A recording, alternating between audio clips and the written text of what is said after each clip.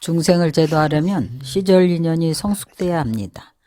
노수님은 분명히 보셨습니다. 성숙되지 않았을 때는 가서 건드리지 말아야 합니다. 번거로운 일을 만들지 말아야 합니다. 인연이 성숙되면 가르치기가 쉽습니다. 스스로 수행해서 성취합니다. 일체재불의 위실력의 가피를 얻게 됩니다. 중생의 인연이 성숙되어야 널리 중생을 제도할 수가 있습니다. 자신을 제도하는 것이 진정으로 중생을 제도하는 것입니다. 스스로 열심히 하지 않으면 가짜이지 진짜가 아닙니다. 수행을 몇 년이나 했는데 마음이 청정해졌습니까? 불법을 배우는 우리 마음이 한 해 한 해 더욱 청정해져야 합니다. 오염되는 정도가 한 해 한 해 더욱 가벼워져야 합니다. 그러면 진보가 있는 것입니다. 만약 오염되는 정도가 한 해 한 해 더욱 심해지기만 한다면 아무것도 배운 것이 없는 것입니다. 그럼 무엇을 배웠을까요? 불교 상식을 배웠을 뿐입니다. 불교 안에 있는 지식은 별로 쓸모가 없습니다. 생사에서 해탈하고 삼계를 벗어나는 것과는 관계가 없습니다. 바꿔 말하면 장래 수명이 닿을 때 여전히 육도 윤회에서 벗어나지 못합니다. 청정심으로 벗어나는 겁니다. 왕생극락을 하려면 청정심이 필요합니다. 마음이 청정하면 국토가 청정합니다.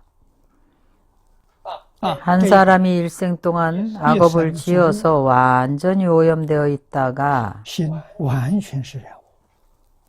임종시에 갑자기 정토 수행법을 듣고 한 생각 청정한 마음으로 왕생할 수가 있습니다. 왜냐하면 최후의 그 한마음인 그 청정심으로 간 것입니다. 오염된 마음이 아니고 분별 집착하는 마음이 아닙니다. 한 생각 청정해지면 청정심이 진심이고 순수해서 망령됨이 없습니다. 이러한 예는 많습니다. 그것이 요행인가 하면 아닙니다. 그럼 어찌된 일인가 하면 그가 과거생에 닦은 성근이 깊고 두터운 것입니다. 숙세 성근이 현전한 것입니다.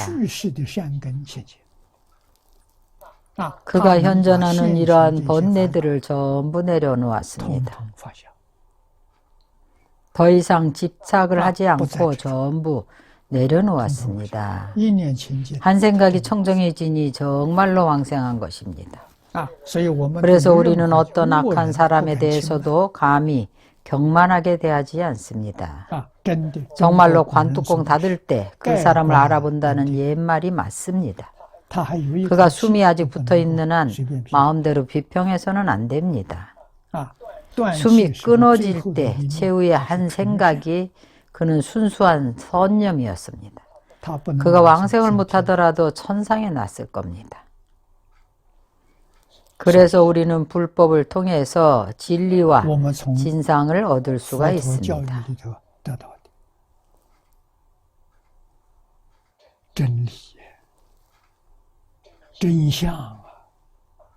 무엇인가 하면 진심입니다.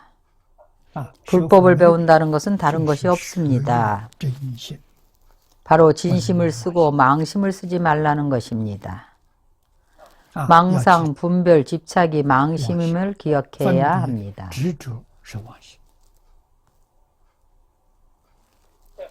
이 세 가지를 전부 다 갖추고 있는 것이 바로 육도의 범부입니다. 진심을 쓰고 망심을 쓰지 말아야 합니다. 어디서부터 배워야 하는가? 불망어로부터 배워야 합니다. 먼저 이것을 배워서 모든 사람과 진실한 말로 대화하고 거짓을 말하지 않습니다. 무량수경 안에서 특별히 강조하고 있는 것입니다. 우리가 많은 경론에서 신구의 삼업을 자주 보게 됩니다. 신구의 순서로 배열을 하는데 그러나 이 경전에서는 우리가 제8품에서 배웠습니다. 불교는 삼업을 잘 보호하라고 하는데 구업을 제일 앞에 두었습니다. 삼업을 잘 보호하는 데는 타인의 허물을 따지지 않습니다.